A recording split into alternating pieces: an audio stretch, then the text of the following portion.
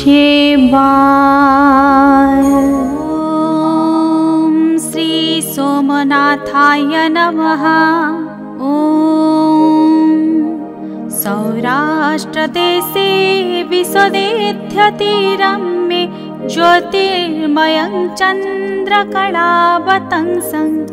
भक्तिप्रदानाय कृपावतीर्णं तं सोमनाथं शरणं प्रपद्ये। तं सोमनाथं शरणं प्रपद्ये।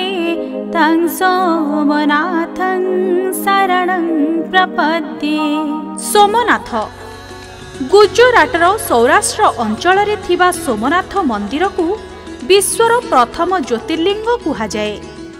इतिहास कहे अतीत रे ए मंदिर 16 थर विदेशी शत्रुंक द्वारा लुंठित और ध्वस्त विध्वस्त होई पुनः निर्मित होईछि।